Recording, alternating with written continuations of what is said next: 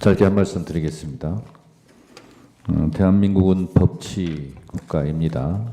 법치 국가는 여러 의미가 있겠습니다만 법에서 정한 만큼만 권한을 행사하라 이런 뜻이기도 할 것입니다.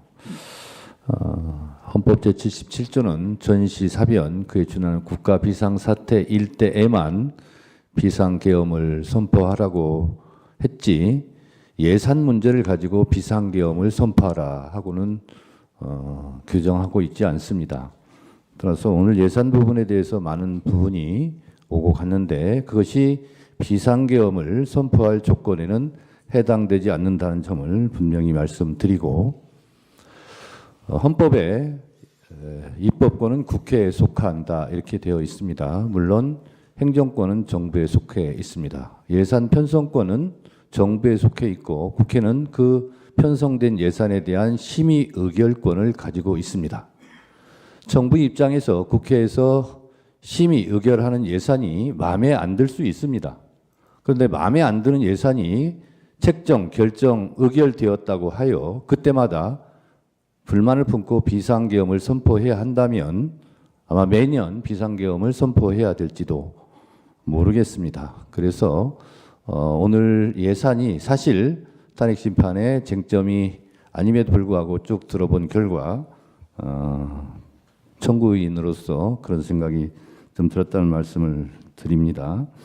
또 하나 많은 예산 부분이 나왔지만 오늘 산업부에서 발표한 대로 조선일보 기사 제목은 이렇습니다. 멀어진 산유국의 꿈, 대왕고래 주가 무더기 하한가 추락. 동아일보 대왕고래 석유가스 매장량 경제성 없다고 판단. 대통령께서 사실 담화하실 때도 이 대왕고래 프로젝트에 대해서 말씀하셨기 때문에 오늘 이런 기사를 제가 말씀을 드립니다.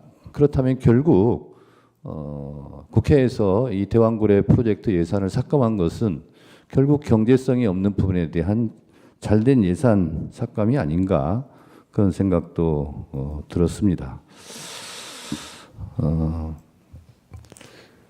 또한 특활비 얘기만 특별히 한 말씀 더 드리면 제가 속해 있는 국회 법사위에서 했습니다만 저희가 수없이 증빙 자료를 제출하면 증빙된 만큼 예산을 책정해 주겠다고 수없이 말했습니다만 국회에서 심사를 해봤을 때 특수활동비는 특수하게 쓰여지는 활동비일 텐데 예를 들면 왜 명절 전날 특수활동비가 이렇게 많이 쓰여지는가? 명절에는 오히려 특수활동비가 들지 않을 텐데 수사를 하지 않으니까 그런 의심들이 들었음에도 불구하고 증빙 자료를 제출하라고 했는데 실제로 제출하지 않았습니다. 그래서 삭감을 하게 되었다는 말씀을 드립니다. 결론적으로 우리가 차를 운전하고 갈 때 차가 많이 밀리면 좀 기다리기도 하고 차가 풀릴 때 또 운전을 하고 그러면 되는데 차에서 내려서 앞에 있는 운전자들을 다 폭력적으로 끌어내서야 되겠습니까? 그리고 제 경험상 국회 예산은 늘상 문제가 있었고 늘상 여야가 다투기도 합니다. 그렇지만 그 예산은 잘 조정돼 와서 지금까지 예산 문제로 비상계엄을 한 사례는 없었습니다. 예산 문제 예비비도 실제로 국가 예산 600조가 넘는 예산 중에서 1%에도 해당되지 않습니다. 1%도 해당되지 않는 예비비나 이런 각종 정부에서 책정하고자 했던 예산이 실제로 실현되지 않았다 해서 비상계엄을 선포하는 것은 너무 심한 일이 아닐까 그런 생각이 좀 듭니다. 차라리 비상계엄을 그렇게 선포할 거라면 우리는 이런 예산 삭감으로 나라 살림을 운영할 능력이 없다라고 솔직하게 말하는 것이 오히려 국민에 대한 예의와 도리가 아닌가 그런 생각이 들었습니다. 예.